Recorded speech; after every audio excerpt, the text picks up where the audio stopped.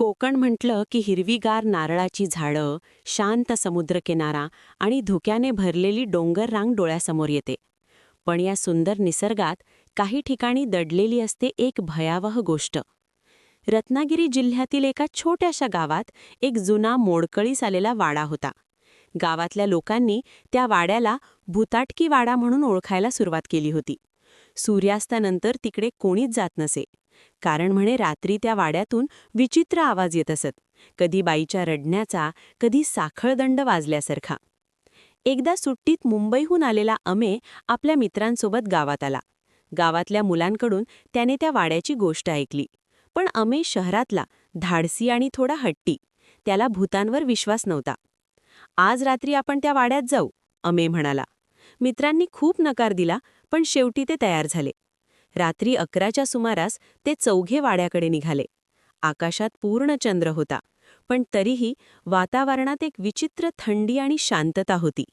वाड्याच्या जवळ जाताच अचानक वारा जोरात सुटला.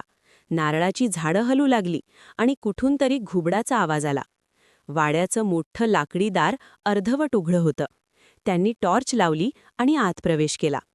आत सगळीकडे धूळ, कोळी जाळी आणि तुटलेलं फर्निचर होतं. अचानक वरच्या मजल्यावरून पावलांचा आवाज आला. ठक ठक ठक. मित्र घाबरले. कोण आहे तिकडे? अमे ओरडला. उत्तर काहीच नाही. ते हळूहळू जिना चढू लागले. अचानक टॉर्च बंद पडली. पूर्ण अंधार झाला. त्या अंधारात त्यांना एका बाईचा मंद आवाज ऐकू आला. का आला तिथे? अमेच्या अंगावर काटा आला. त्याच्या मित्रांनी त्याचा हात घट्ट पकडला. अचानक त्यांच्यासमोर पांढऱ्या साडीतील एक सावली दिसली. तिचे केस मोकळे, डोळे लाल आणि चेहऱ्यावर विचित्र हास्य. ती सावली हवेत तरंगत होती. माझं घर आहे हे, कोणीच इथे येऊ नये, ती आवाजात म्हणाली. क्षणात वारा जोरात सुटला आणि दरवाजे आपटू लागले.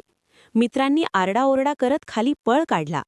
अमे मागे वळून पाहतो तर ती सावली त्याच्याकडे सरकत होती. ते कसेबसे बाहेर पडाले. बाहेर आल्यावर अचानक सगळं शांत झालं. वाडा पुन्हा शांत, स्थिर, जणू काहीच घडलं नव्हतं. दुसऱ्या दिवशी गावातल्या एका म्हाताळ्या माणसाने सांगितलं, त्या वाड्यात पूर्वी एक बाई राहत होती. तिचा नवरा समुद्रात गेला आणि परतलाच नाही. दुःख सहन न झाल्याने तिने तिथेच जीव दिला. तेव्हापासून तिची आत्मा त्या वाड्यात भटकते. त्या दिवसानंतर अमे आणि त्याचे मित्र कधीच त्या वाड्याजवळ गेले नाहीत.